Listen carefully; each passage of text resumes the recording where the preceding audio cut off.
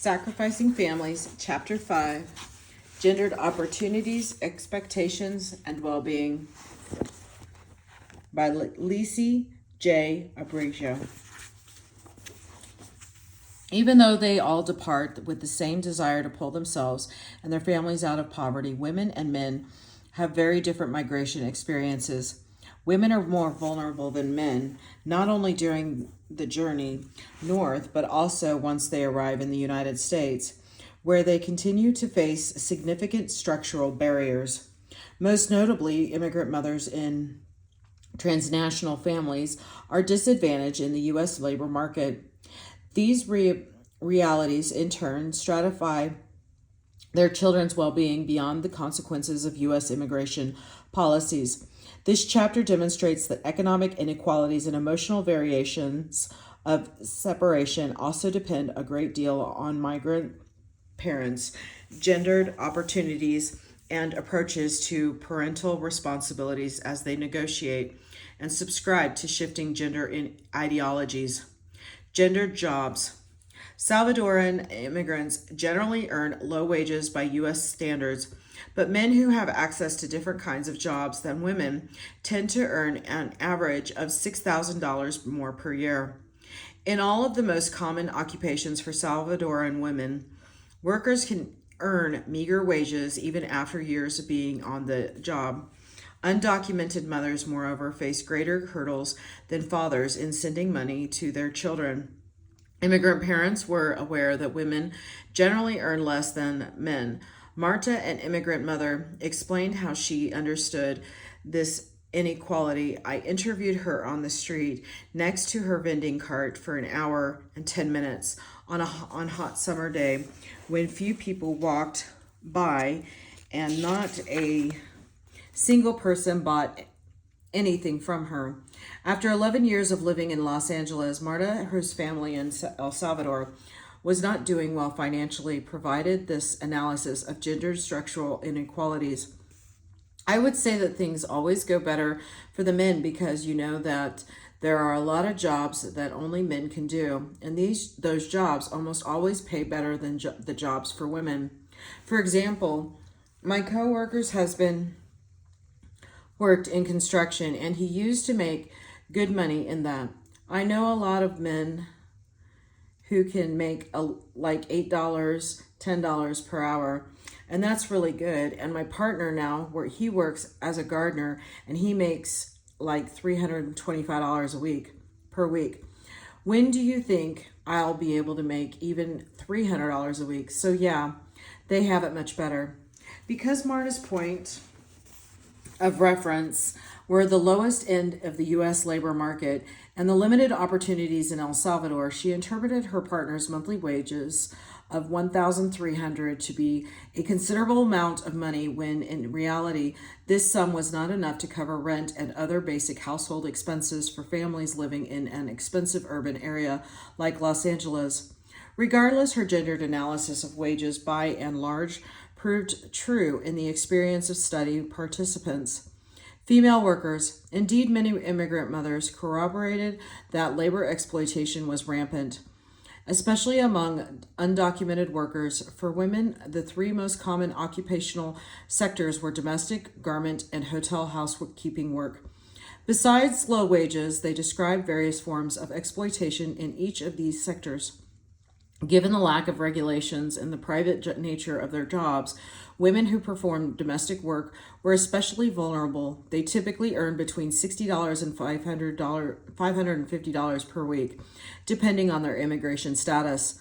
But most earned about $250 per week, and even when they were supposedly hired solely to provide childcare, their duties typically also included cooking, cleaning, and laundry.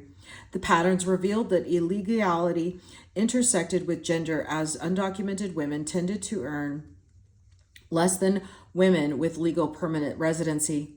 Consider the case of Adia, a 55-year-old mother of three and grandmother of four who had been living in the United States for 10 years when I spoke with her.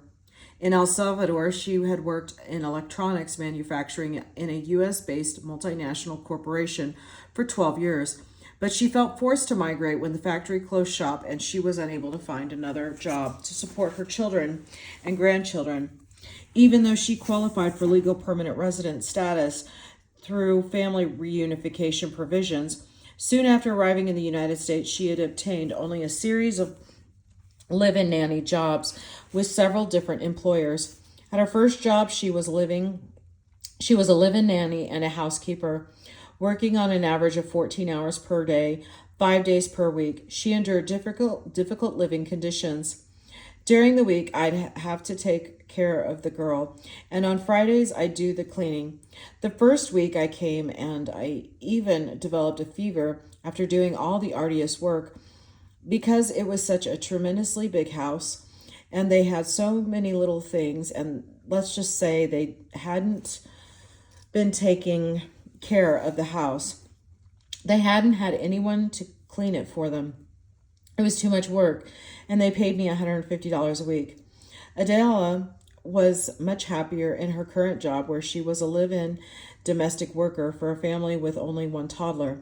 She was hired to care for the boy, but had taken on several more responsibilities. First, out of fear that her employers would think that she was not doing enough, and then out of loyalty to them. Although she cooked all 3 meals, cleaned, did laundry, ironed, attended to the employer's elderly parent, and cared for the toddler 24 hours a day. She even shared a bathroom with the boy and woke up throughout the night whenever he needed anything.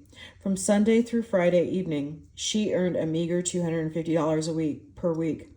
Cases like Adia's, which her legal permanent resident status cannot explain her stagnation in poorly paid domestic work, demonstrate the need to also consider gender as a central explanatory factor of immigrant integration. The gender devaluation of domestic workers' work makes it possible to expect a single female worker to take on so many responsibilities for such limited pay. Many other mothers had similar work experiences as those of nannies and housekeepers.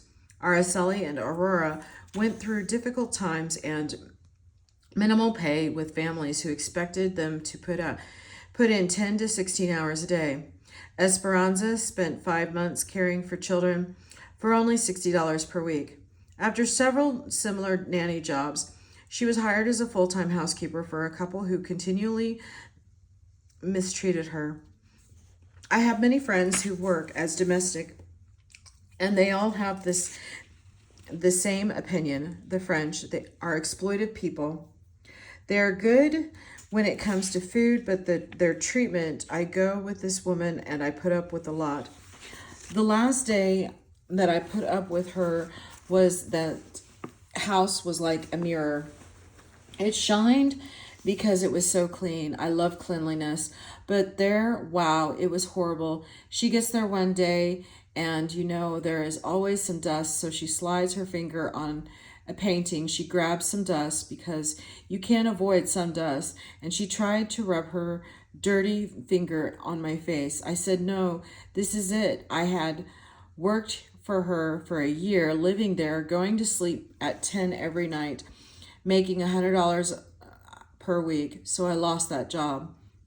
Esperanza's story revealed the extent to which in domestic employment women could be routinely humiliated because they had little recourse. Her experience was by no means unique. Several women shared stories about similar types of humiliation, exploitation, and labor injustices. Women's experiences with exploitation were not restricted to domestic work. Garment workers were also exploited. Their inconsistent, poorly paid employment confined even seasoned workers and their children to poverty. Many garment workers who had been in the industry for over a decade still earned as little as $100 per week working full-time. These poverty wages, in turn, blocked their ability to help their families. Lydia, who worked in the garment industry for 15 years, described it as inconsistent, poorly paid work. Even when she did have steady work, the factory owners did not reliably pay her in a timely manner. For example, she and her peers at other factories regularly received checks without sufficient funds for work they had already completed. In those cases, they had to wait a month for funds to come in. When I asked her how she foresaw her future in this industry, she responded, "Well, the future that I see now, I have been working there for so long in my old age, which is when I most need work. They want to give me less work. I came in sewing collars, sewing zippers, waistbands. Those are the things we do that pay better. Now they just want me to give me things that pay the least. It's just because God is great that I was able to make $105 this week. I'm not lying. Imagine, what am I going to do with $105? Due to age discrimination against older workers, particularly as their eyesight worsens, and because of their piecemeal nature of garment work, it is structurally very difficult to secure fair, livable wages.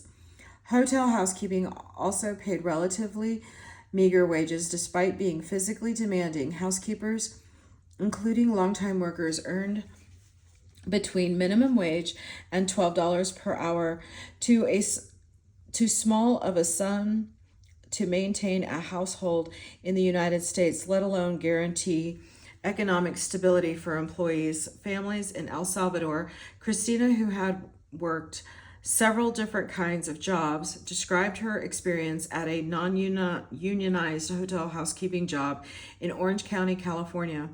"I think that the hardest job I've had to do is cleaning hotel rooms. They told us we had to clean 18 rooms during each shift. So when my shift was done, I had to clock out. But I would simply go back up to finish cleaning. My husband always remembers how he would be waiting for me in the car, and I would come out crying. The wages were miserable. I don't remember exactly, but it was less than $6 an hour."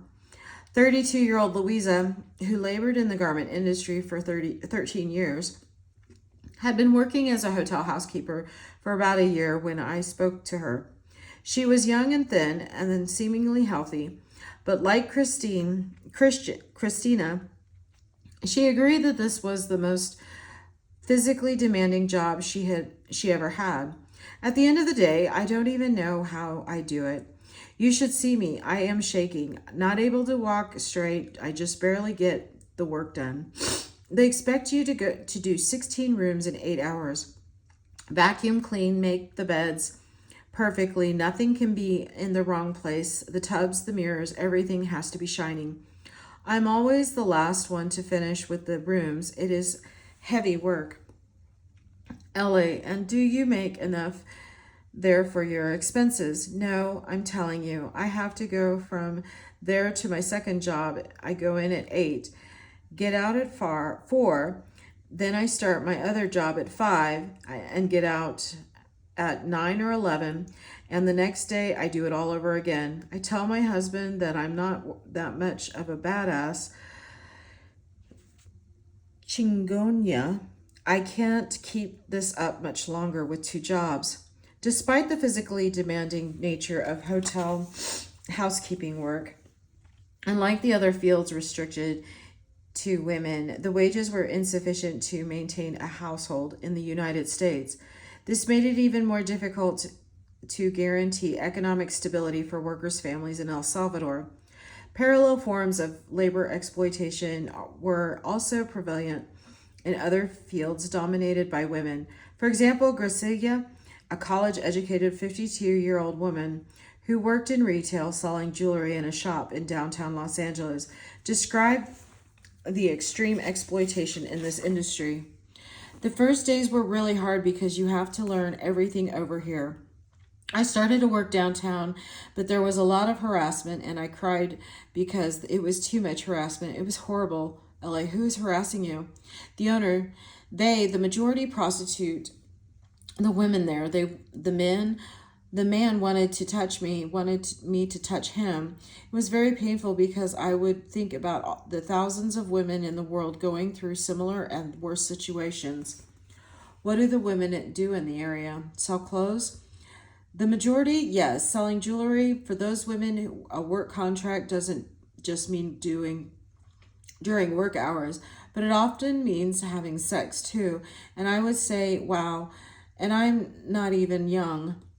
I would see the young women and think they are pretty, they must get harassed. And sure enough, in the evenings, you would see the Arabs sick driving around in their bosses pushing them toward cars.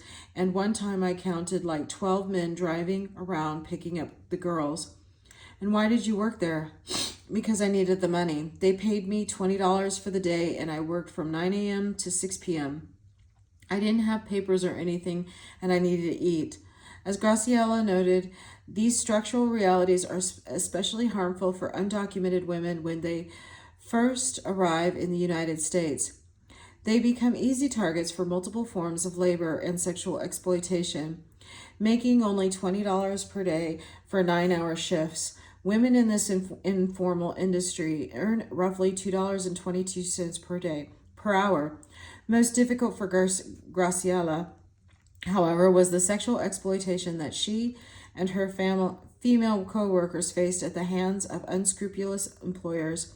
The complexity of these experiences suggests the need to examine immigration through an intersectional lens to include a focus not only on race, immigration status, or gender, but also on several aspects of a person's social location at once, as will be evident later in the chapter. These social locations and their associated experiences in the labor market help shape parenting practices and children's well-being in El Salvador as well. Male workers, although the majority of immigrant fathers in the study did not necessarily earn high wages, they tended to make several more dollars per hour than immigrant mothers. This is consistent with patterns nationwide. On the lowest end of the spectrum for men, day laborers typically made about $10 per hour. Day labor, however, is inconsistent and unreliable. Further along the spectrum, construction workers and janitors make between $10 and $12 per hour, while one contractor I interviewed makes about $50,000 per year. Soon after migrating and starting a new job, however, immigrant men were able to earn close to or just more than $300 per week in landscaping, dishwashing, or painting. Construction workers, auto mechanics, waiters, truck drivers, and upholstery workers made between $450 to $600 per week. This was especially noteworthy when contrasted with Marva's comments. After 11 years of toiling in several jobs, she wondered, when do you think I'll be able to make even $300 a week? One of the reasons men earned more than women is that in occupation traditionally restricted to men, workers are able to translate their educational attainment and work experience into greater wages, particularly when they had attained legal permanent residency. Structurally, men are more likely than women to work in sectors that provide opportunities for upward mobility.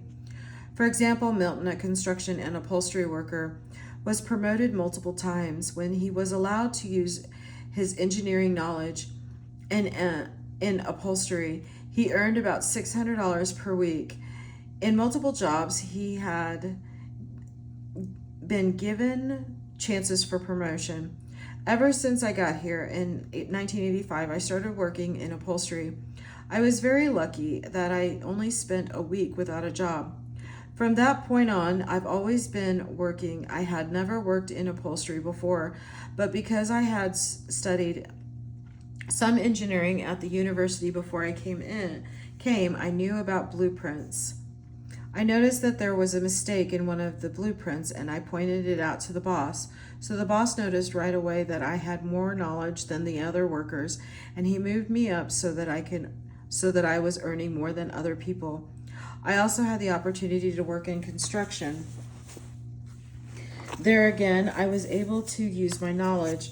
For the first 2 weeks, I did a regular construction job like anybody else, but as soon as they realized that I could read blueprints, they moved me up. Unlike the immigrant mothers, Milton was able to translate some of his pre-migration educational attainment into higher status and higher pay in the United States. Structurally, sectors more open to men have room for some upward mobility. Samuel and Cirillo, both of whom worked as auto mechanics, describe similar experiences of achieving promotions in their jobs. Cirillo made about $30,000 per year, while Samuel earned about $35,000, roughly $575 and $675 per week, respectively.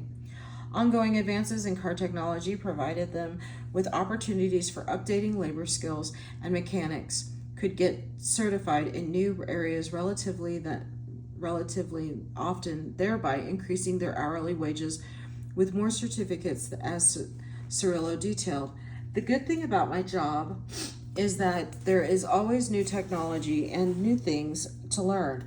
Because cars always have new features, I can take classes, get certified in something new, like fixing a part of a hybrid car, and then I can make more money by the hour with that certificate. With all those, my pay has gone up a lot since I started LA. And is this the kind of work that you used to do in El Salvador? No, I had fixed a car until I came here.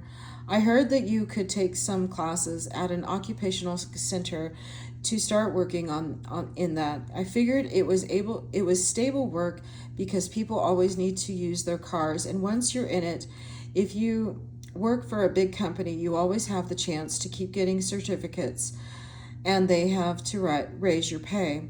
Especially significant is the fact that Cirillo and Samuel had a clear sense of the available path to upward mobility in their line of work. This stands in stark contrast to the experiences of most domestic workers, garment industry employees, and hotel housekeepers who reported spending many years in those industries without opportunities for significant upward mobility. Labor experiences, however, are also informed by legal structures.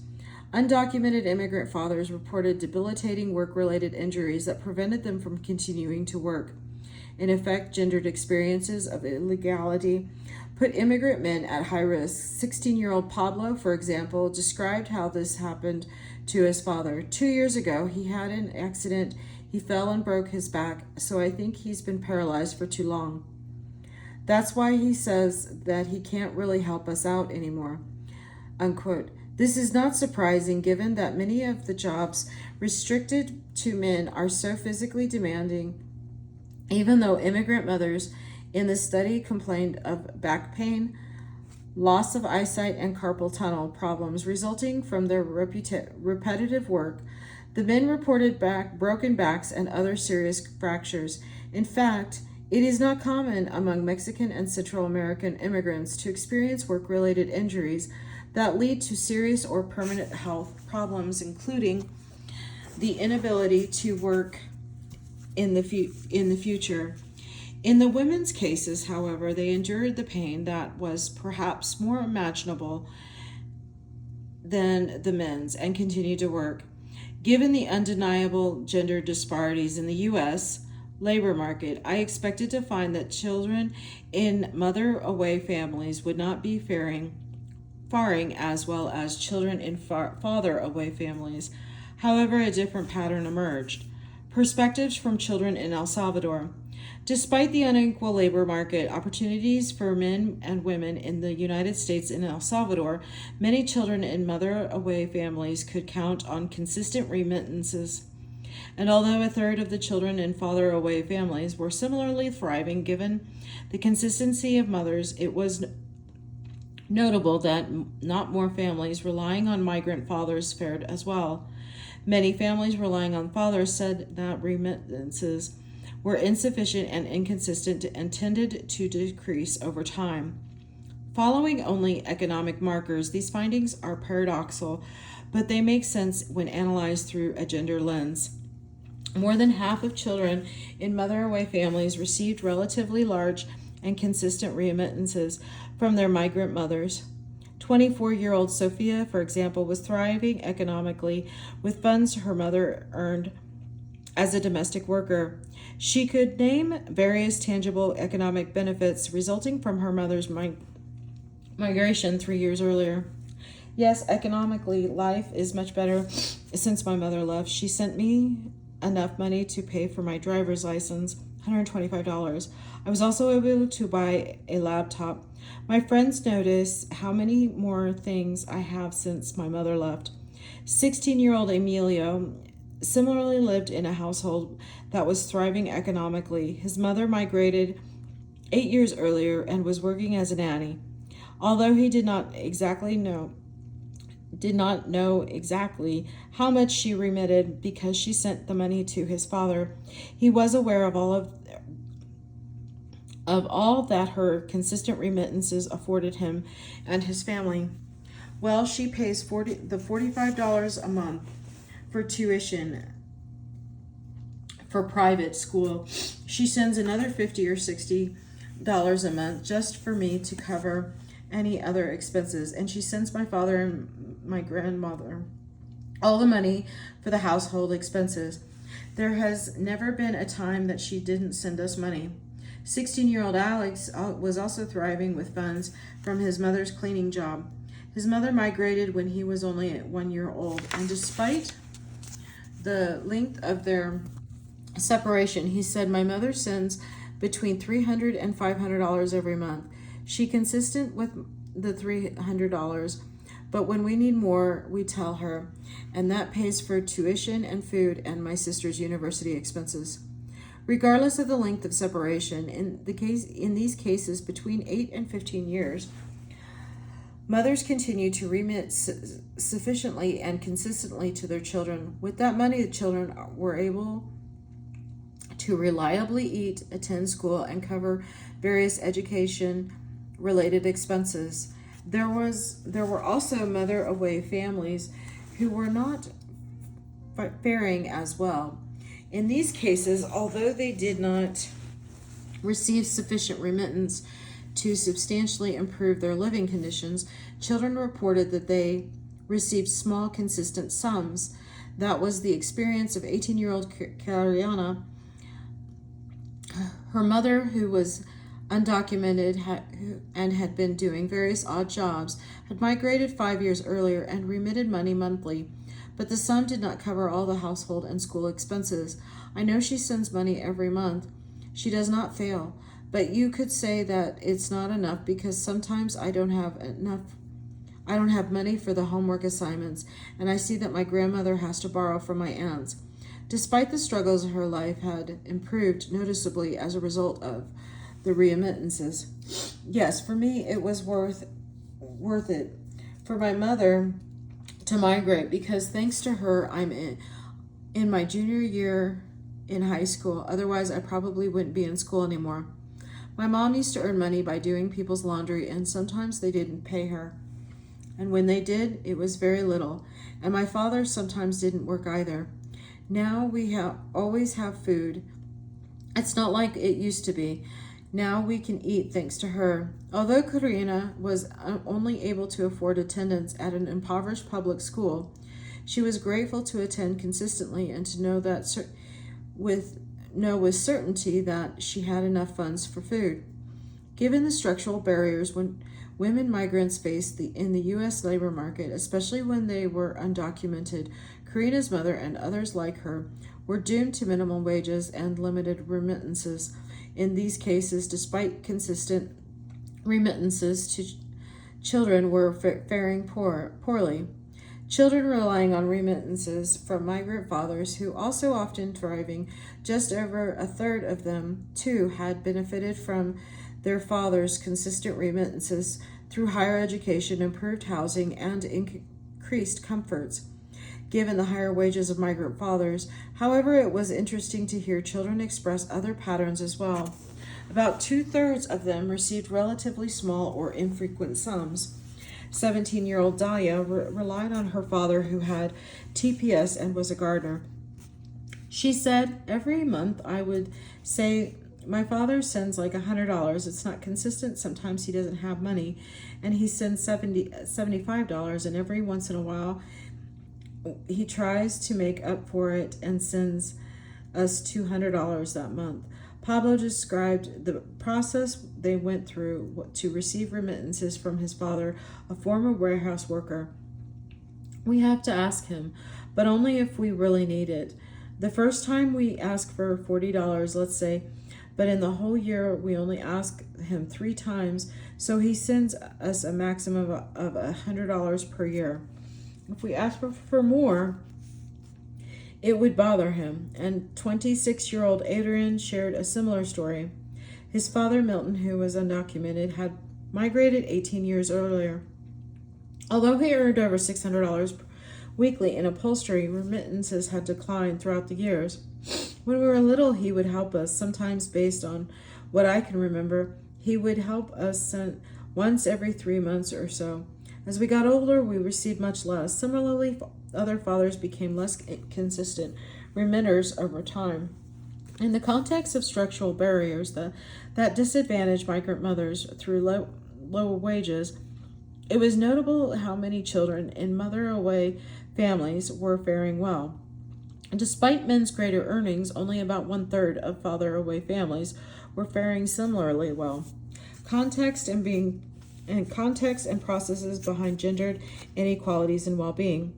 The findings about economic well-being are particularly interesting given the economic and labor market context of Salvadoran immigrants in the United States. In 2000, Salvadoran men earned on average of $22,600 a year, compared to women 16,000. Not surprisingly, 15% of men and 22% of women lived below the poverty line. How then did these gender disparities lead to so many women's and fewer men's families faring well financially in El Salvador? A closer look at the overall picture of the parents I interviewed did not immediately provide clear answers. Mothers' and fathers' experiences varied greatly, with no consistent patterns of discrepancy in level of education or access to social networks. Moreover, there was little difference between how long mothers and fathers had resided in the United States. On average, fathers had been apart from their children 12 years compared to mothers 10 years. Immigrant parents had various legal statuses. Through a larger proportion of women were undocumented, 36% of mothers compared to 23% of fathers. While more men were legal permanent residents, 55% of fathers compared to 36% of mothers. Instead, a detailed examination of the narratives suggests it was parental expectations conforming to gender ideologies that informed differences in remitting. Mothers who had already transgressed gender boundaries by migrating internationally felt extra pressure to then conform more closely to other gender norms, including being selfless. Being so far away from their children, one of only ways to prove they were worthy mothers was to live up to high moral standards and consistently provide for loved ones. Given their meager wages, this involved many and extreme sacrifices to remit. Fathers, on the other hand, though they were expected to be economic providers, have multiple options for keeping their masculinity intact when they cannot send sufficient remittances. Working class men can maintain their masculinity by repressing emotions or signaling freedom and sexual prowess. As a result, among transnational families, the mother's almost palpable sense of obligation to remit and their strict approach to parental responsibilities were more frequently evident than in the father's narratives. These social expectations seemed to travel transnationally, with mothers and fathers who continually negotiated to and redefined their roles to justify migration and inform how much and how often they would remit. Expectation and sacrifices. Feeling as if they had already pushed the boundaries enough by leaving their children's side, especially over such long periods of time, mothers seemed especially intent on fulfilling their parental responsibilities in line with strictly policed ideologies of high moral standards. Mothers in the study never failed to send their children money, if they had it. Even when their earnings were limited, they deprived themselves and sent higher percentages of their wages. Esperanza recalled the hardships she underwent to ensure her family's economic well-being in El Salvador during the initial stages of her settlement in the United States. I've always sent $300 monthly to my mother, and I would get paid $100 weekly working as a live-in nanny. I would end up getting, I would end up with $90 because I also had to pay the fee to wire the money. It was horrible. Each week I would buy a dozen ramen noodle soups that I don't even want to see anymore. Really. I would think you're supposed to enjoy the weekend here. No? At least go out to eat. For me, it meant ramen noodle soup 3 times a day because since I had the day off, I couldn't eat my employer's food. I'd eat my own food. And so my food was the ramen noodle soup. But I was the happiest woman in the world because my daughter had something to eat. Keeping only a quarter of her meagerly monthly earnings for bare necessities, Esperanza willingly limited her own spending and suffered the consequences. Over a decade later, she remembered the details vividly, suggesting the depth of her suffering. Yet, despite the sacrifices, she emphasized that she was the happiest woman in the world because her daughter was benefiting. Being able to provide for her daughter proved her to be a worthy mother whose gendered transgression was forgivable. No longer physically present with their children, over and over, mothers did their best to live up to the most other social expectations by accepting challenges and taking on sacrifices to send as much money as possible to El Salvador. Excuse me. Christina's described that, in her case, I just got my check and I go almost directly to the mail to send it. As you know, I'm a woman. I would like to go shopping for things, but I just can't give myself that luxury. I just need enough to eat here. And the rest is for them. Drawing on the notion that femininity is about being a consumer of personal things, Christina is able to signal that instead she chooses to be a worthy mother who sacrifices her children similarly. Lydia, who worked in the garment industry, recalled the sacrifices she made to quickly pay off her debt and to support her family in El Salvador. When I first got here that year, it was hard. I worked as hard as I could, Monday through Saturday, almost all day long. When the boss saw how quick I was, she gave me the best pieces. So at one point, I started to earn $250, $300, even $450 weekly. I would send my mother and my kids everything I could. I would just keep enough to pay the rent and eat. Back then, you could eat with $25 a week, and I was paying a lady. She was charging me $150 for rent per month. But I lived there for almost a year, sleeping on the carpeted floor in the living room. I would just roll out my blanket and I'd put my purse down, one of those cloth ones. I would use it as a pillow and sleep there.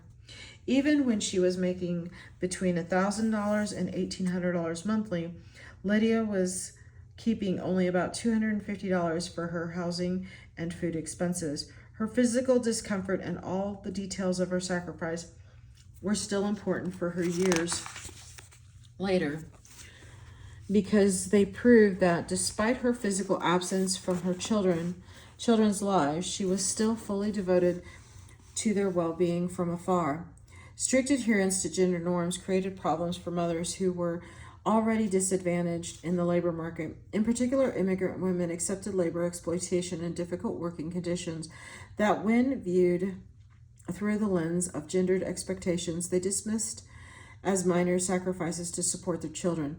For example, Adia had a series of negative experiences with employers. They humiliated her, expected her to put in 16-hour workdays, and paid her $100 to $150 per week as a live-in nanny. In the face of such adversity, however, she resisted portraying her work situations in a negative way.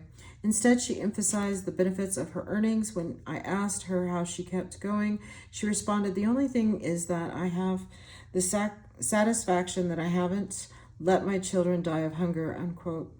In another example, Angela described in great detail the difficulties she faced working as a caregiver to 3 children earning $50 per week.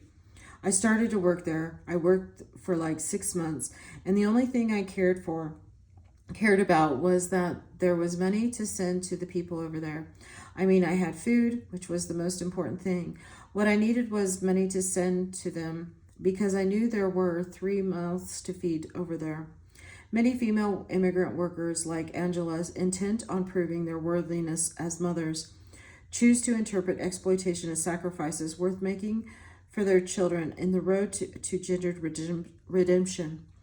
Working so hard to prove that they were worthy mothers, these women subscribed to gender expectations and set them up to accept exploitation.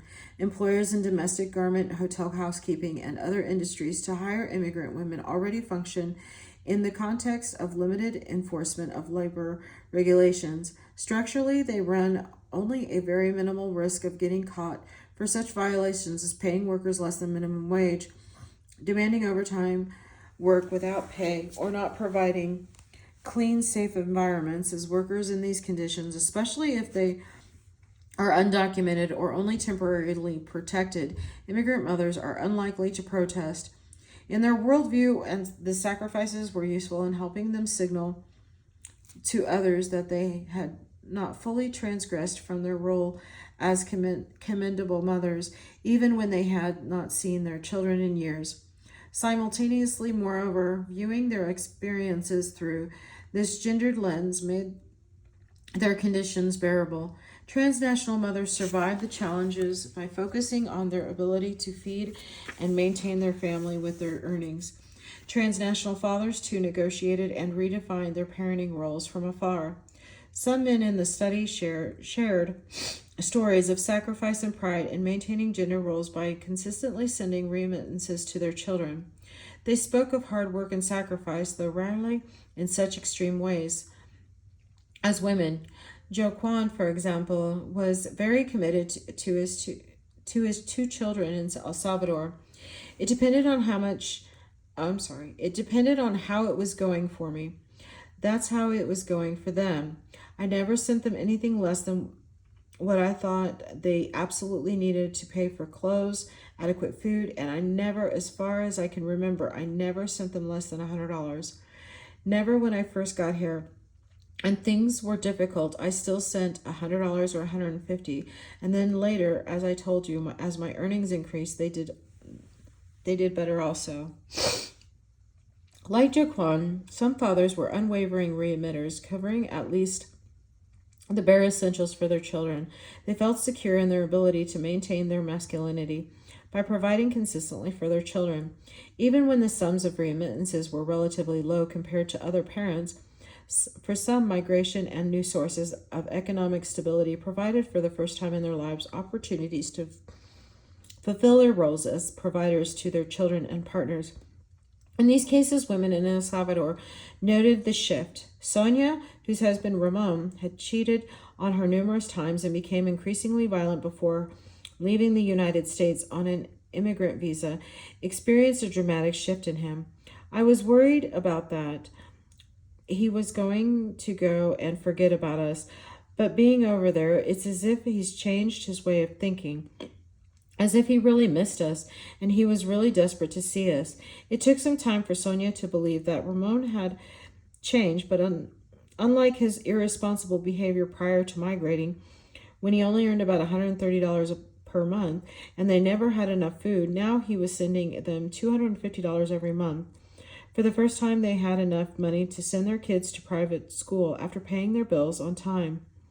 In trying to explain his transformation, Ramon said, "What happened is that here you realize what you have, being able to provide sufficiently for his family to noticeably improve their living conditions through his earnings, raised his own sense of masculinity and self-worth so much that he felt comfortable sending love letters, even when he had never done so before."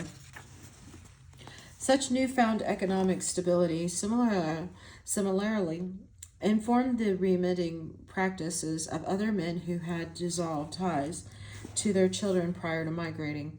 Jorge and Samuel, both of whom had separated from their first wives in El Salvador and did not say goodbye to their children, when they migrated, found stable jobs in Los Angeles that allowed them to fulfill their role as economic providers to those children. Jorge, in unionized waiter position, and Samuel as a mechanic, earned enough to provide for their new families in the United States and the children they left behind. In effect, the structural conditions in the United States helped them fulfill their aspirations to conform to a sense of masculinity that valued paternal responsibilities. Even from afar, in this new context, they renegotiated their fatherhood roles to reestablish ties with their children they had previously abandoned. Because their masculinity was tied not only to their role as providers for their children, however, fathers in this study had multiple ways to establish their sense of self-worth. In this context, and unlike the more limited options for mothers, sending remittances to their children did not have to be their top priority. Milton, for example, had a job in furniture upholstery where he earned about $600 weekly. Despite the stable employment and available paths to promotion, he described his remittances practices in the following way. I don't have an exact date to send money, nothing on the calendar to remind me. I simply send them when there is a need. That's why I say that my children are good people, because they don't expect me to be sending them money for everything they want. LA, during the past year, how much money would you say you sent? The truth is, I couldn't tell you how much I send each year. There have been years in which I did not send them anything. Milton's relaxed attitude about the timing of his remittances suggests that the remitting was not a high priority, not intentionally or socially motivated to remit. He went as far as to label his children as good people because they did not demand money from him. Presumably, this freed him up to maintain masculinity in other ways. Indeed, in another part of the interview, he admitted to having some regrets about his decision. If I could, I would go back and do things differently, drink less, invest my money in a house or something. Unlike mothers who expressed a strong desire to confront gender expectations by sacrificing themselves, Milton spent money on leisure activities in the United States, in this case conforming to a notion of masculinity that endorsed independence led him to unproductive spending habits. Unburdened by expectations of self-sacrifice, several men uncritically prioritized themselves above their children. When juxtaposed against mothers' unflinching commitment and consistency, immigrant fathers' gendered attitudes and behaviors were quite striking. Even in the cases where men sent consistently large sums, fathers negotiated their masculinity and class background in shifting ways that informed how much and how frequently they would remit. Philippe, for example, sent his family a monthly average of $1,500, the highest in the study. As a man and recipient of TPS, he made a significant amount compared to other immigrant parents.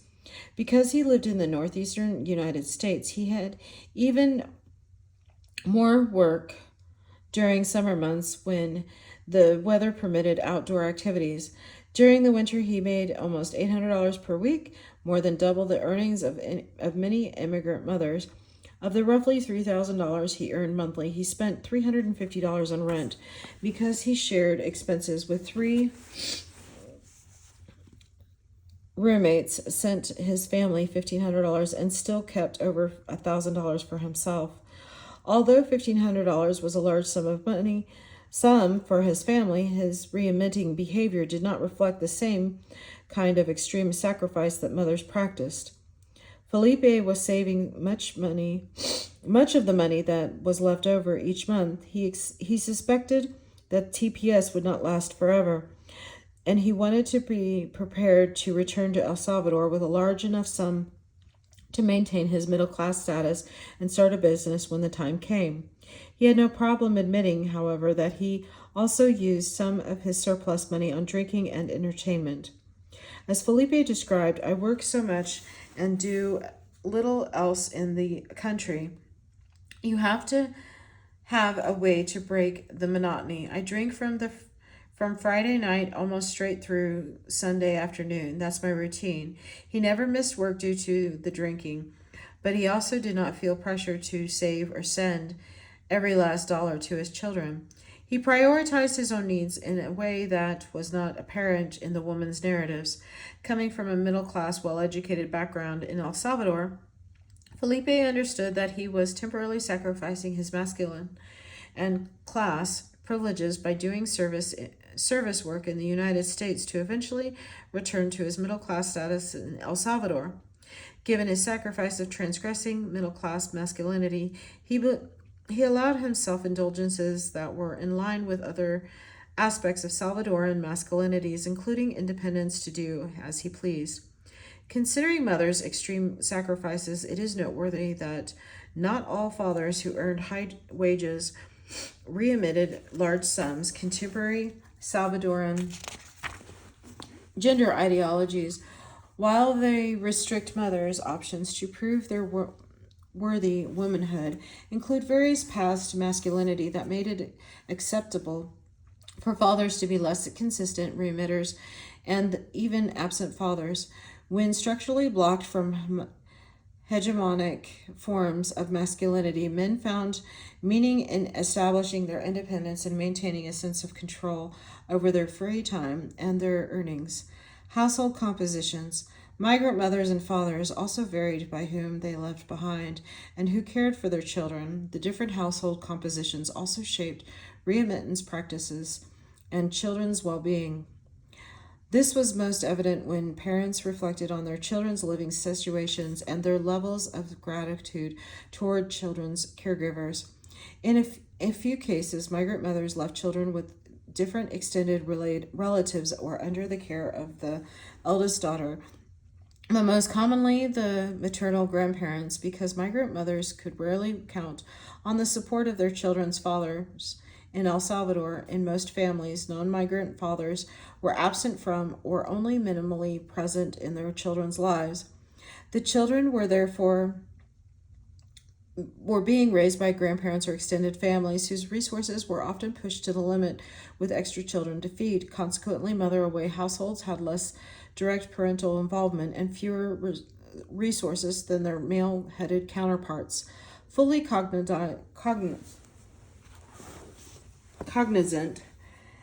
of the dire situation, mothers expressed a great sense of responsibility toward their children and their children's caregivers.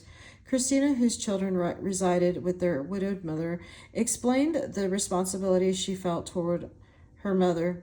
Her thoughts reflected that many other immigrant mothers shared. My mom has raised them, and she's been with them through everything. My children have suffered being away from us also. But I think the person who suffered the most is my mother. Those kids are my responsibility, not hers. I have to provide for them and for her because she is with them every day. Still negotiating her own transnational motherhood, Christina alleviated some of her guilt by prioritizing her children's and their caregivers' well-being, centering their roles as mothers in a woman's eyes. Their transgression had required them to forego the responsibility of being present with their children, so they were supremely grateful and often felt guilty for work of caregivers. Similarly, Esperanza described the debt she felt she owed to her mother for raising her daughter. Isabel, for the last 13 years, my mother is the best mother in the world. I've wanted to imitate her, but I'm a long way. She fulfilled her promise to me. Cumplió conmigo, mijo. I have stayed here with nothing. I have gotten into debt, and I don't care because it's for my mother. I often stop and think, who would have taken care of my daughter the way my mother has? Transnational mothers understood caregivers to be meeting responsibilities that they had not been able to fulfill in person. To make up for their own absences and out of deep gratitude to caregivers.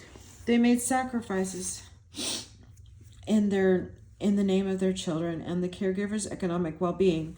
There was little variation of household composition among father-away families. In a few cases, the men left their children with paternal grandparents. Once the marital relationship had dissolved, however, most migrant fathers left their children with the children's mothers in what was initially an intact marital relationship.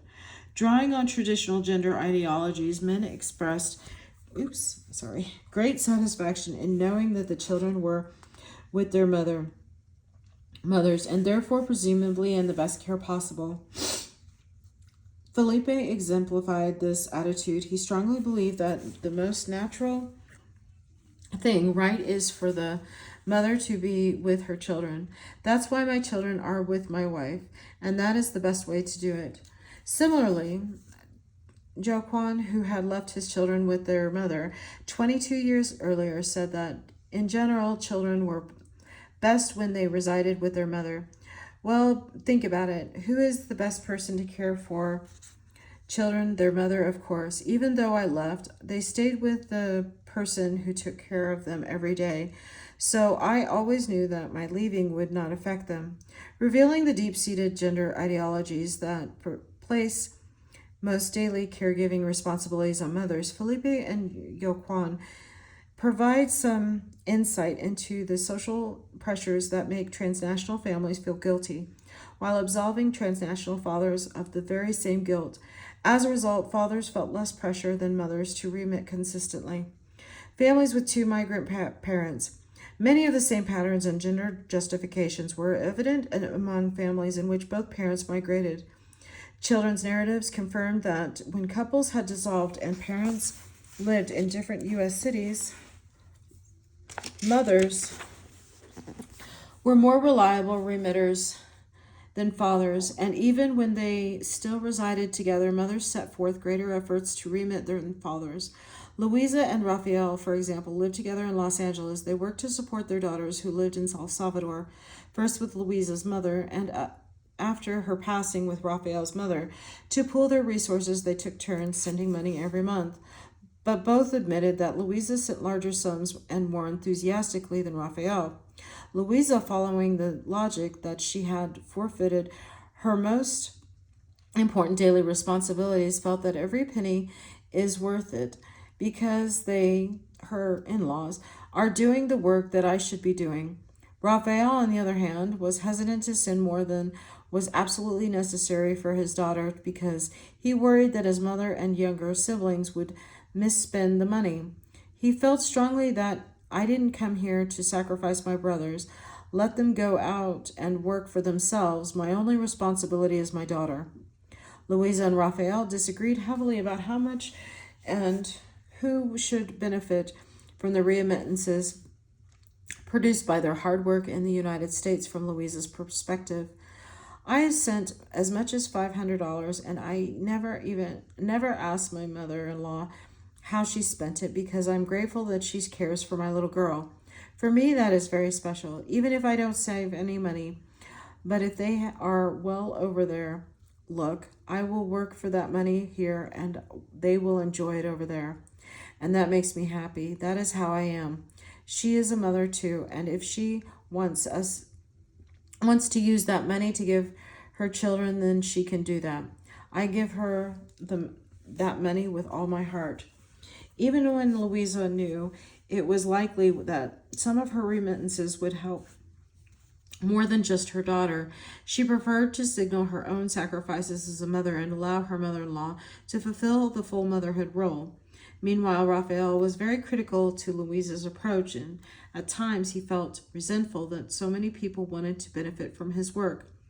They are always asking for money, only money, everything money. And who am I going to ask for money? It's all the time. They want $100. Can you send me $100 for my stepdaughter's graduation? Let them try to find a job and earn that money. I already sent them $200. The $200 is enough. In Raphael's mind, he is meeting his responsibilities as a father by sending $200 monthly.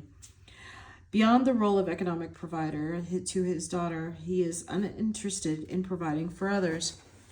These gendered attitudes were equally true for Christina and Cirilla in separate interviews. They voiced their sentiments on the matter as a couple. They pooled their resources together but divided their responsibilities. Cirilla was in charge of paying the mortgage and all bills, while Christina sent remittances and paid for groceries. Cirilla's understanding was that the couple sent $500 monthly, and even this he felt was too large a sum for his children's needs. Whatever was left, they placed in a savings account.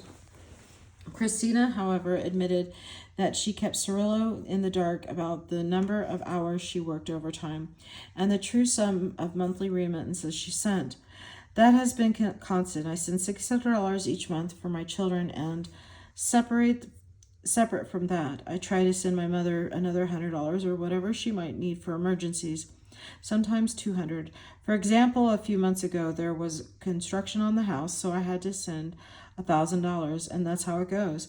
Cirilla had no idea that Christina was sending $200 to $300 extra each month, and she kept it a secret because she knew he would not approve. Instead, she made it a point to work one extra day per week for the supplementary earnings that she sent immediately after being paid. New relationships. Mothers and fathers' remitting practices also differed in another notable way. When parents began new relationships abroad or in El Salvador, father-away families tended to suffer while mother-away families benefited economically. Immigrant mothers were consistent remitters, regardless of their own or their ex-partner's relationship status. Immigrant men, however, tended to decrease or discontinue remittances due to their own or their ex-partner's new relationships. Certainly, some fathers continued to remit despite starting new families. Samuel, for example, remitted to his daughter in El Salvador consistently for 2 decades, despite beginning a new family in Los Angeles. When he married, the remittances continued. My wife also worked, and she knew from the beginning that I was going to be supporting my daughter and filing for her papers when she accepted that. He was honest and upfront about his responsibilities, and his partner accepted his priorities. Unfortunately, Samuel's example was uncommon among the people I interviewed. In total, 17 father-away families in the study shared pattern, confirming one of the common discourses in El Salvador about transnational families. Fathers migrate and forget about their wives and children when they begin new relationships in the United States. Some of these families were headed by migrant fathers who, when they left, had intact marriages, but soon after migrating, started new families in the United States. Although the mere act of starting a new family did not guarantee an end to remittances, participants claimed it was very difficult to maintain 2 families, one in the United States and one in El Salvador, and therefore had to curb remittances. Nelson, an immigrant father who had been living in the United States for 16 years, sent his children money only for emergencies. When I asked about how much money he generally remitted, he explained, "At first I would send them money often. I would try to send them $100, $200 a month. Later on, that's when I met my wife, the one here. And since we became a formal couple, well, one has to see what one can do to avoid causing any problems between the couple. And besides, my children's mom in El Salvador found herself another man soon after that, so I didn't worry anymore because she also had someone to help them." Having constituted a new family in the United States, Nelson's efforts to keep his family intact included diminishing most forms of contact with his children in El Salvador. Not only was it difficult to maintain 2 households on his low income, but a new partner's jealousy added another barrier. His current wife, who was probably trying to guarantee her own family's survival in the United States, opposed the idea of him providing for his ex-wife, despite the overall social distancing between Nelson and his family in El Salvador. Like other fathers, he still sent remittances to his children during crisis and emergencies. Other immigrant fathers stopped remitting to their children when their partners in El Salvador began or were rumored to begin new relationships. These immigrant men said they were uncomfortable sending money to a household that now included another male. For example, Jorge, a business owner, admitted that his two daughters in El Salvador grew up in terribly poor conditions. He justified his decision to stop remitting by citing the gospel. Citing the gossip that his ex-partner had become promiscuous in his absence. What is the point of maintaining a family where the woman is providing such bad examples to the daughters? My parents-in-law, I told them to let me know if they ever needed anything. But aside from that, I was not going to be supporting the woman so that she could go around doing crazy things with other men. Unlike mothers who stopped remitting only when they simply could not afford to, Jorge and others like him felt justified in basing their remittance behavior on what they perceived as their ex-partner's moral character.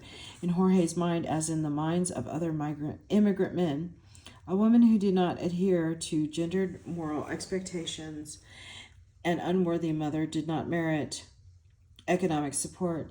Gender ideologies therefore informed and justified their decision to distance themselves from their children.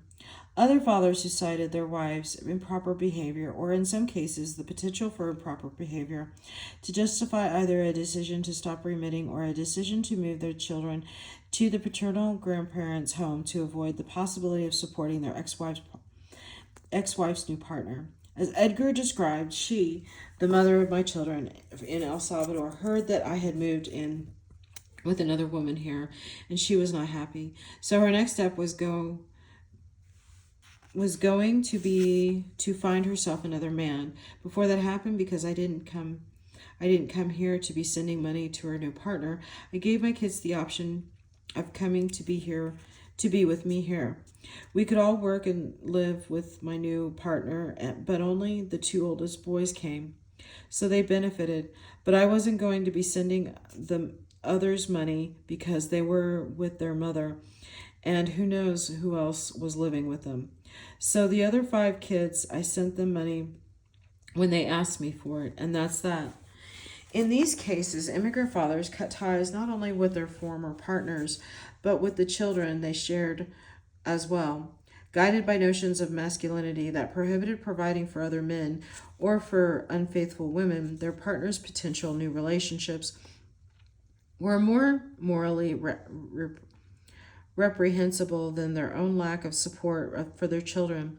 Notably, these justifications also reinforce idolized notions of motherhood when men's behavior undermined women who potentially transgressed all traditional gendered norms. Mothers, on the other hand, continue to remit to children regardless of their partners or their own relationship status, in line with idealized notions of motherhood. Mothers continue to prioritize their children even after joining new partners. Mothers explained that new relationships allowed them to increase monthly sums to their children because they could share household expenses with new partners. As one mother, Juana, explained, because both of us worked, we split the expenses, and I'm able to send my daughters more money now. The money that I used to spend on rent and bills, that's only half now because my husband pays the rent every month. That leaves me with a lot of money, and I'm happy that I can go to my daughters. In fact, immigrant mothers in the study created stable partnerships in the United States only with men who would help them support their children. Both Yelma and Gloria, for example, began new partnerships after migrating. In each case, they first made it clear to their new partners that their children's well-being was their top priority. Gloria described, I told him before we moved in together that I had to save at least $300 a month for my kids. I wasn't going to hide that because that is always going to be the same. A couple of women went so far as to admit that their new partnerships were a strategy to save and remit more money to their children, even if they had to put up with physical or emotional abuse from their new partners. Mariana said, well, he's not a bad man, and I would say that I've come to care for him. But in the beginning, to be honest with you, I just wanted to move in with him because he could pay for the rent, and that way I could send my sons more money. Sometimes, however, these decisions proved to be harmful. Juana, for example, accepted a violent relationship in the name of economic stability for her family in El Salvador. Look, I'm embarrassed to admit it, but as a mother, you come here and you know that there are mouths that are waiting to be fed with the money that you make, so you do what you have to do to send them money. I can at least say that I never did prostitution or stripping, but aside from that, I've done it all. Among the sacrifices you've made here, what would you say has been the most difficult? Long silence. The worst part was that I stayed in a relationship for 6 years with a man who used to hit me. The problem was that he was an alcoholic, and when he was drunk, he was one of those people who was a violent drunk. He had a terrible temper. Silence. I stayed because at least he would pay rent and most of the bills. That was the only way I could have enough to send to my daughters. Otherwise, my whole family would go hungry over there. They were counting on me. In a distant tone, Juana recalled that when multiple jobs in different industries were not enough to provide for her daughters, she also endured physical violence from her partners for 6 years. In her retelling of her experiences and decisions, being a victim of domestic violence was more acceptable and in line with traditional gender norms than earning money as a sex worker. Violence, therefore, became tolerable sacrifice she willingly made for her family's economic well-being. Under those circumstances, the drive to fulfill her motherhood role made a 6-year violent relationship acceptable. That was the only way I could have enough money to send to my daughters. Like Juana, mothers did not try to negotiate away their parental responsibilities, even when they began new unions and regardless of their relationship with their children's father. Interestingly, Juana was also one of the few women in the study who migrated with her relationship intact. Her husband at the time, the fathers of her daughters, actively encouraged her to migrate because she had siblings already living in Los Angeles. Their plan was that she would work and return after a couple of years, but within a year of her migration, he had started a new relationship with a nanny, in stark contrast to the men's behaviors. However, even when her husband fathered a child out of wedlock and moved his new partner into the house, Juana continued to remit to that household. She explained her thinking on the matter. They were not doing well, and he was, after all, the father of my daughters. I was angry, yes, but my daughters would tell me that they barely had enough for the baby's food, so I started sending a little more for them too. Unlike fathers than immigrant mothers, whether they strategized about it or not, increased remittances for when they formed new unions. Regardless of the circumstances of their partner's behavior, they did not negotiate away their own personal duties. Economically, families relying on migrant mothers were faring well more often than families relying on fathers. Despite wide inequalities in pay, women bypassed their economic disadvantages by sacrificing greatly in the name of their children's well-being. Acting selflessly to make up for the transgressions, they remitted large percentages of their earnings more consistently and over a long period of time than many immigrant fathers with more options to maintain their sense of masculinity and self-worth. Fathers felt less pressure to prioritize their children's needs as consistently as mothers. Financially, children reaped the rewards in the form of concrete improvements in their lives when they relied on mothers, or they saw little improvements over the long run when relying on fathers. Emotional well-being. The gendered patterns of economic well-being played out in uneven and sometimes contradictory ways for children's emotional well-being in I'm sorry. It's been a long night. El Salvador, even when excuse me, Even when families fared well financially, a mother's absence caused greater emotional distress than a father's absence. Children of migrant mothers always emphasized their unhappiness with the separation regardless of how they were faring economically, and although all children of migrants expressed great sorrow resulting from their family separation, the narratives revealed patterns of more emotional language and greater suffering for children whose mother as opposed to father migrated.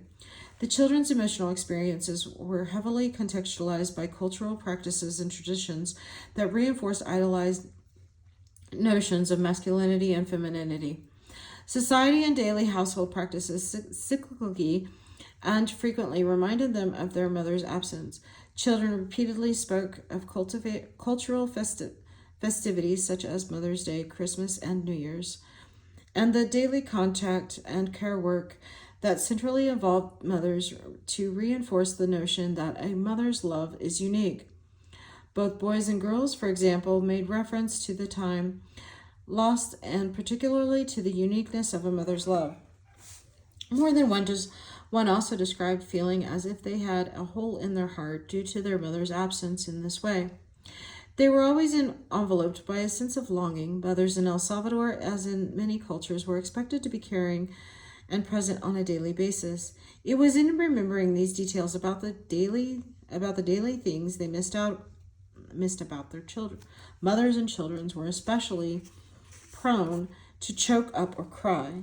In 15-year-old Nadia's case, for example, both her parents had migrated. Her living conditions had improved with her parents' remittances, but Nadia's demeanor reflected a deep sadness. When I asked her to explain her feelings to me, even though both her parents were gone, she focused on the pain resulting from her mother's absence. They left when I was 12, so I was in the most difficult stage because, you're so close, too close. Plus, my mother was very caring. I would fall asleep with her. She always rubbed my head the way I like to be rubbed. When I'd wake up, she was caressing my face, and I miss all that. Similarly, 15-year-old Fabian recalled the details that made him miss his mother the most often. Though his mother had been gone for 5 years, he still cherished his memories of her, especially when she cared for him individually. I almost always carry that inside of me. Right? But it affects me the most when I get sick because she's the one who used to care for me. She would make me soups or she would cook for me so that I could feel better. Nobody else does that, not like her. On the verge of tears, he recalled that although the pain of our absence was always present with him, those details of our individual acts of care were especially painful from that point on. He could no longer look me in the eye during the interview. Children were especially pained when mothers remitted insufficiently. 15-year-old Catalina, for example, recalled the many times she wished her mother could be by her side. I always think about the times that I needed her. Every Mother's Day and Christmas, you're supposed to be with your family, and I don't even have one memory of that with her. And I know that some kids get excited when their parents tell them that they're leaving. The kids think, yeah, now I'm going to get everything I want. But look at me. I don't have anything. I barely have enough to pay for transportation to come to school. And some days I can't come because I just don't have the money for bus fare. And I don't have my mother. Her mother's prolonged absence from key cultural celebrations only heightened the pain of her financial problems, adding to her sense of abandonment. Even when they were thriving economically, children in mother-away families were often distressed about their mother's absence. 21-year-old Zimora, for example, used remittance from her mother to attend and graduate from an expensive private high school. She was a college student when I met her. Although she was a confident young woman, she could not hide that she missed her mother terribly. She recognized that her mother's remittances had vastly improved her life, but also insisted the only thing is my mother's companionship. That's something that no one can replace. It's unique. Although she kept busy with school and part-time work, she often broke down and cried unexpectedly at the deep sense of loss she felt since her mother's migration.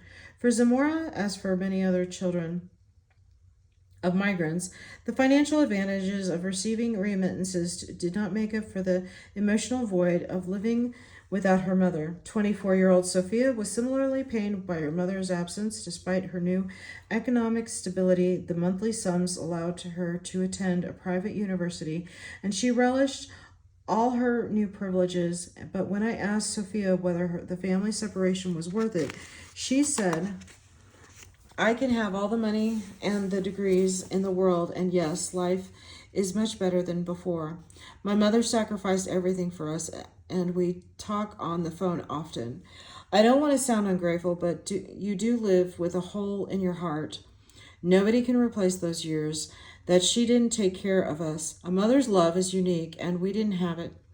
What kinds of things are most difficult? It's been difficult not having her here because she used to take care of me. When I was sick, when she used to do more of the work around the house.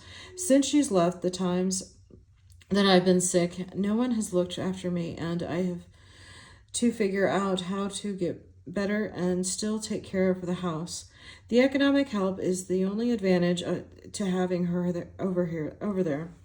Although she wanted to underscore her gratitude toward her mother, I don't want to sound ungrateful. And she made the connection between her mother's sacrifices and her own educational success explicit. Life is much better than before. Sophia nonetheless emphasized the emotional hardships of her mother's absence. Economically, the separation had been advantaged, but like other children who miss their mothers, Sophia employed vivid imagery, a hole in your heart, to express the pain of separation. Transnational mothers certainly felt the consequences of these gendered expectations to the extent that their situation could lead to clinical depression. In many cases, in their pain, children exasperated their mother's intense suffering by purposely hurting them with their words. This was the case of Lydia, a mother of 3 who worked tirelessly as a garment worker in Los Angeles to provide for her children. Despite her many sacrifices, they grew up resenting her. I would call them on the phone and not understand why they had so much anger toward me. The boy, he wouldn't ask. He demanded that I send him money. He tells me that he looks forward to the day because he has all these emotions. He just waits for the day to come and tell me in my face to create a war against me so that I can feel all the pain he felt when I left. Does he feel the same way toward his father? No. His response is that the man can do as he pleases, but the woman can't. He still says that it would have been better for me to be there and to eat rice and beans, but to have someone there. But the resentment is only toward me, not his father. Lydia's 18-year-old suffered through the absence of both parents, but directed his anger and resentment mainly toward his mother, with the gender justification that the man can do as he pleases. In a society that demands so much from mothers, children felt justified in being hurt about, or in this case, more angry at mothers who migrated. Fathers, on the other hand, can do as they please, and this attitude helps explain why so many children were better at coping with a father's absence. Indeed, emotions were less intense in the narratives of children whose fathers migrated. Although no child expressed happiness at his or her parents' absence, those relying on fathers generally seemed to be coping better. These children implicitly accepted gender ideologies that deemed fathers as economic providers, but also just regular men who had the prerogative to do as they pleased. After all, they lived in a society with high rates of mother-headed households where it was relatively common to grow up with an absent father, whether through migration or neglect. As a result, these children tended to sidestep the emotional repercussions of a father's absence to instead focus on economic conditions, whether these were positive or negative. Focusing on the economic conditions was easiest when families were faring well financially with fathers' remittances. This was the case for Maria Elena. In thinking about her father's absence, she stated, "Economically, I can't complain because I'm very conscious that if he went, it was in search of a better life for us."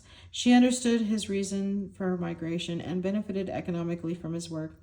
So while she certainly missed him dearly, unlike children in mother away families, she seemed less consumed by her father's physical absence because he was still being a good father and living up to his expectations as a provider.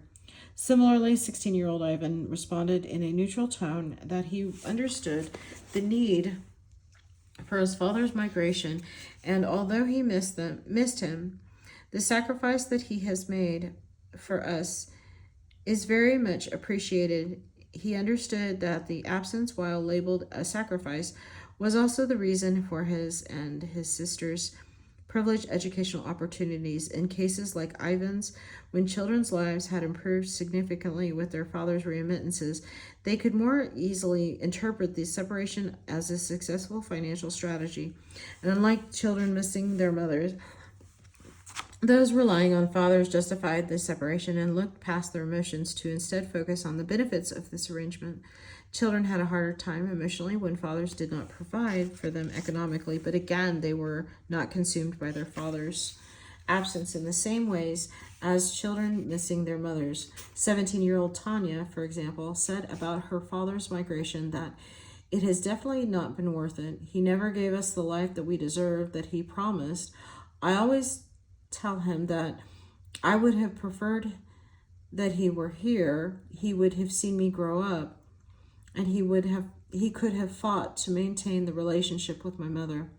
After explaining how tired her ill-stricken mother was from working hard, Tanya said she regretted having an absent father. Let me give you an example, okay? During Christmas and New Year's, when all the kids spend time with their fathers, whom am I going to spend time with? I only have my mother. A mother's love is unique. It is really unique, but a father's love is also important from time to time. But I am grateful that I have her here. It would be more difficult if she weren't here. Tanya missed her father and noticed his absence, particularly during holidays, just as others missed their mothers. Interestingly, though, in her description of how she missed him, she quickly turned back to the notion that a mother's love is actually unique, and that in the end it was preferable to have her mother by her side. Whether they were doing well economically or not, children talked in ways that suggest that had learned to cope with being separated from their fathers. For example, in many cases when the family was barely subsisting, children pointed to the lack of remittances as a reason to distance themselves. In one such case, Sandra described the relationship she and her brother had with their migrant father, Milton, who even by his own admission only rarely sent remittances. We would talk to him and ask him for things, and he would agree to everything, and then we never saw anything of it. So it was uncomfortable to be in that position. You end up opting out to not know anything about him instead and just not call him. Of course, you always want to know something, or at least know if he's still alive, but I opted not to call him anymore, and now I don't care if he calls or not. He didn't care about us. When fathers like Milton were not consistent remitters, when they promised money and gifts but failed to send anything, children experienced this as proof that their fathers were no longer committed to them. Unlike children missing their mothers, however, these children were able to develop narratives informed by traditional gender ideologies that allowed them to cope with their father's absence and failure as providers. I'm not arguing children of migrant fathers did not also experience great pain. Rather, the pattern in the narrative suggests that society signaled to these children that they need not be as consumed by the pain of the family separation when it was their father who was absent. Conclusion: for parents in transnational families, remittances to their children are a central responsibility. After all, they represent the economic goal that most often fueled their migration and family separation. But the results are rather uneven, and The economic inequalities of transnational families play out powerfully along gendered lines. This chapter reveals that immigrant parents in transnational families act within the context of macroeconomic structures while negotiating and abiding by societal expectations.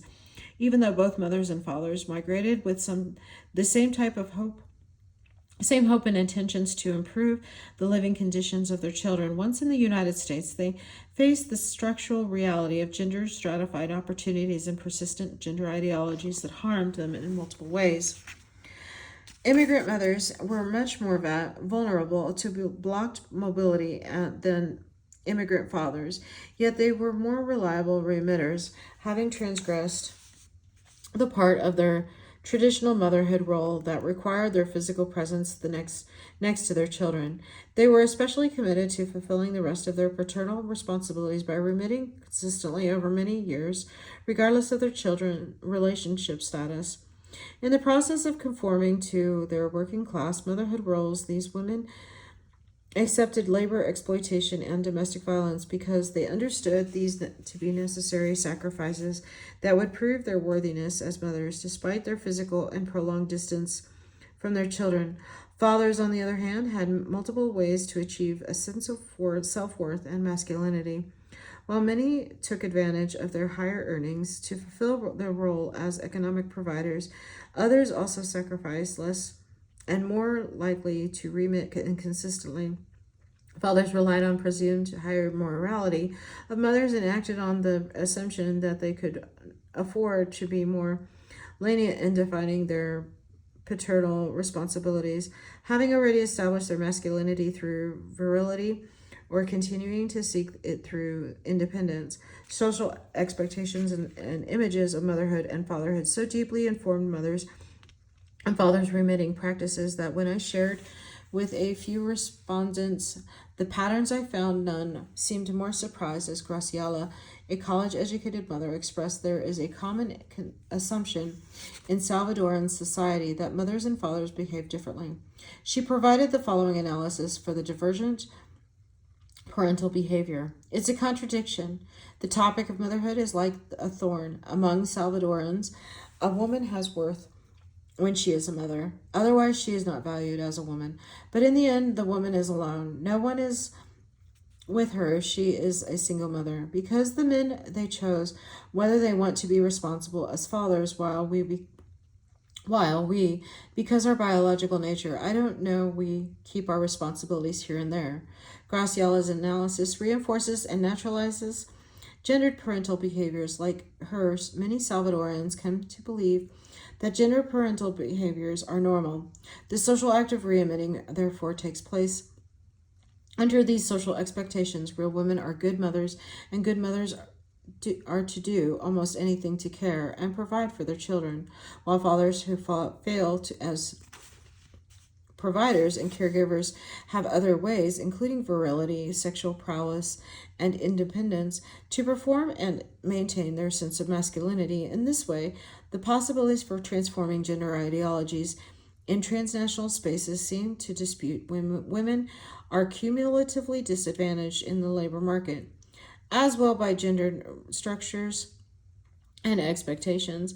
This very same social context then shapes children's experiences so that they tend to be more lenient and emotionally distanced from their fathers, whether or not they receive remittances, while they suffer more than when separated from their mothers, regardless of economic circumstances. In these ways, gender, in its various structural, cultural, and social forms, powerfully determines inequalities and uneven experiences of well-being for transnational families. This is the end of chapter 5. Thank you.